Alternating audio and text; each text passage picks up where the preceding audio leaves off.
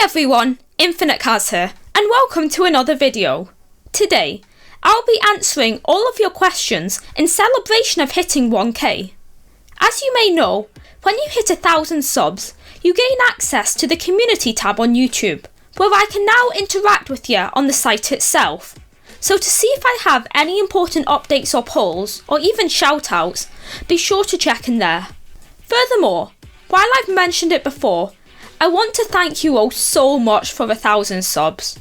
It's been a long time coming for sure, and it feels nothing short of incredible to be at this important milestone at last. If you have subscribed, liked, or even just seen one of my videos, therefore helped me out in some way, I can't thank you all enough. With that out of the way, let's get right into the questions. First question, or questions, are from Cousin Party and some Salty Boys. That being what got me into the Splatoon franchise. I really got into Splatoon when I got my Switch, as it was the first game I bought the console with. I just remember playing it for hours upon hours, and it was one of the first games I played that I didn't want to put down for weeks. I just found it so fun. I got into other parts of the game more gradually, that being the community and all its different forms. From Someone and Coke, what made me start a YouTube channel? It really came down to a want to create content.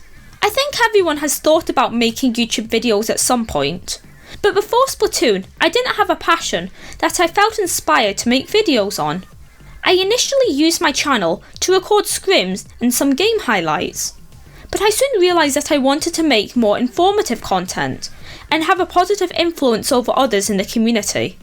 Knowing I help someone understand an aspect of Splatoon or find the motivation to pick up a new weapon is super rewarding, and it certainly keeps me motivated. Third in line is from Beanask. Why did I name myself InfiniteCaz? A lot of my real life friends call me Kaz, but I felt that it was a bit short and generic for a YouTube name. I used to hang out with the clan called Infinity, and I played around with names before thinking about InfiniteCaz. I don't know really, it just felt right, hence I went with it. Another question from some Salty Boys is what were my favourite weapons to use back in the first game?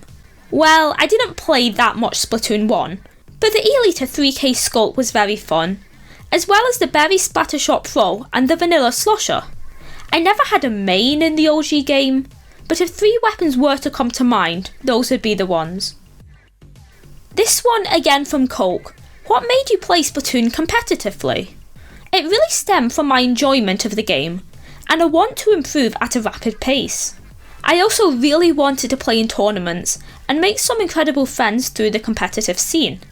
I'm also a very competitive person, so that certainly drew me to play the game more seriously once I had a decent amount of experience with it. Next up, from someone, why did I decide to play backline? I first got into anchor weapons through the Hydra. I honestly don't know what drew me to it, as I mostly played rollers and a midline or two beforehand, but I just really enjoyed playing it. However, the Hydra is a pretty situational weapon in competitive, so I branched out to other backlines to give myself more variety. Hence I picked up Chargers over a year ago and have never looked back. Ian asks, is there any specific place I would recommend for low level teams? Tournament wise, I strongly recommend Lowing, as it's a huge tournament but very entry level friendly. I would recommend playing in smaller tourneys at first, as most larger ones do not have a skill cap and can be very daunting if you have little to no experience.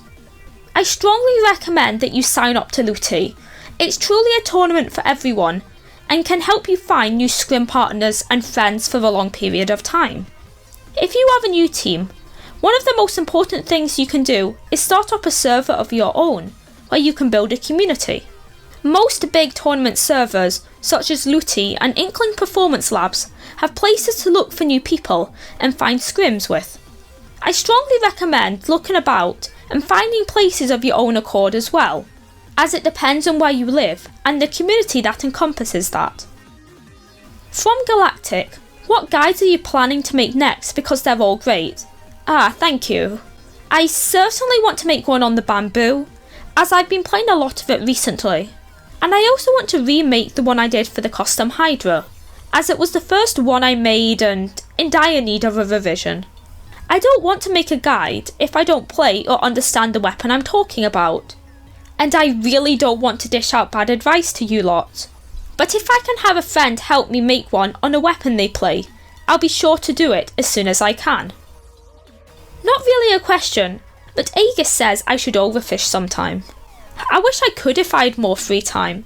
Maybe I could try for 999 at one point though. That would be awesome. Double A asked me 2 questions. Firstly, what is my opinion on the Kenza undercover umbrella? I think it has a great kit, and concept-wise is super interesting. But the main weapon is too weak damage-wise for me to consider using it over another armor spam weapon such as the Junior. It has great pain and mobility, but from experience it struggles to kill people even up close.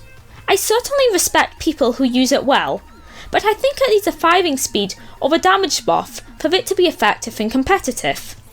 They also asked what's my favourite song from Splatoon. Multiplayer soundtracks wise, it has to be Wave Prism from the Chirpy Chips.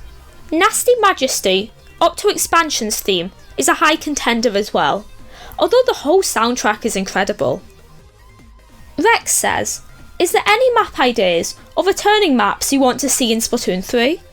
Returning maps wise, I certainly want to see Manta Maria return, as well as some Splatoon 1 stages like Flounder Heights as a Morve Towers replacement. Concept wise, I would like a map with the space, very futuristic type of theme, although I'm not keen on gimmick heavy maps in the normal game modes. Maybe a side game mode that focused on wackier map designs would be fun, where we see maps similar to Splatfest stages, but there are no high stakes when playing on them. From Stratilex, do I have any ideas for potential Splatoon 3 modes? I would love to see a side mode that's similar to a race, where you can compete along an obstacle course with your friends. I would love more individual focused multiplayer modes, but not put too much focus on them. Maybe similar to Salmon Run in that regard. I would also love to see a randomised mode, where your main weapon and kit are randomised before going into each game. There would be no high stakes obviously, and it would be a fun but chaotic side mode, which Splatoon needs more of in my opinion. If you are playing on your own, there is very little to do if you want a break from turf, but ranked is not looking very inviting. Ian's other question is, what is my favourite ability I want back in Splatoon 3? All the basics, swim speed up, special charge up, so on and so forth should obviously return. I would love to see Respawn Punisher back, but rework it so it negates your opponent's abilities for a short time after they respawn. Either that, or another idea that would make it more usable in a variety of situations, as it's very niche in its current form. It's a good idea with a bad execution in my opinion.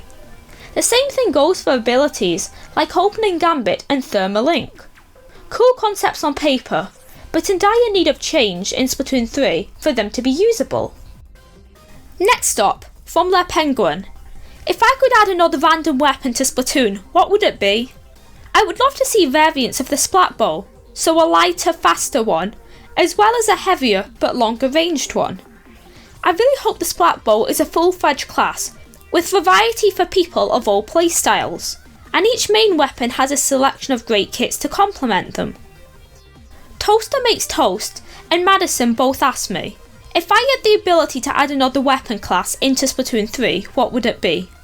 Off the top of my head, I would model a weapon similar to the Pyro's Flamethrower from Team Fortress 2, which is short-ranged, spews a ton of ink, and leaves a lingering effect on the player that further damages them, so maybe dipping into your ink wouldn't heal you, or greatly decrease the rate that you are healed at.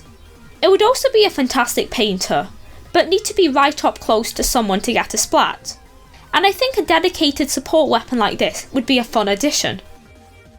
Toaster Makes Toast also asks if I have read the Splatoon manga. Well, I read a page or two once at a bookstore, but no, sadly I haven't. I would love to at some point though. They look great and I know I would enjoy reading them. The last question, from someone, what do I plan on doing next YouTube wise? I certainly want to make a lot of Splatoon 3 content, but I have a couple of longer winded projects that I have ideas for. I usually don't plan ahead that far content wise. Most of my videos are made shortly after I think of them, as I don't like to limit myself by planning a rigid schedule, even though I know it would be more beneficial to my channel. I'm also open to any suggestions. If I like an idea enough, I can certainly make a video on it. Julian asks, frozen yogurt or ice cream? I'm certainly an ice cream person, specifically Ben & Jerry's and their dairy-free line. Although I don't eat a lot of frozen yogurt, I don't think it's very common in the UK compared to ice cream, so I could still be swayed. Next, what is my favourite game besides Splatoon? Super Mario Galaxy is high up there for sure. It's really nostalgic for me, and is an incredible game to go with that. Current gen games wise, Breath of the Wild has to be up there with Splatoon. A fantastic game for sure. I also love Minecraft, and have sunk hundreds upon hundreds of hours into it. I can't choose a definitive favourite game of all time, but off the top of my head, those are definitely high up there. Lastly, from Julian and Air, what kind of music do you like, and what is your favourite song?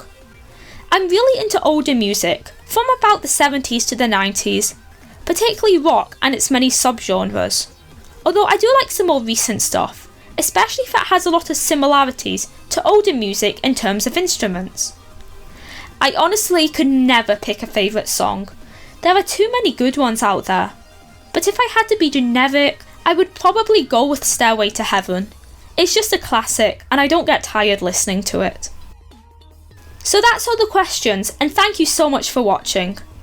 I just want to say one last thank you for 1k subs. It really means the world that so many of you thought my channel was great enough to subscribe. Is there anything in particular you want to see from me next? If so, let me know, and I might just make a video on it in the near future. With that being said, please like and subscribe as it really helps me out, and I will see you all next time. Bye!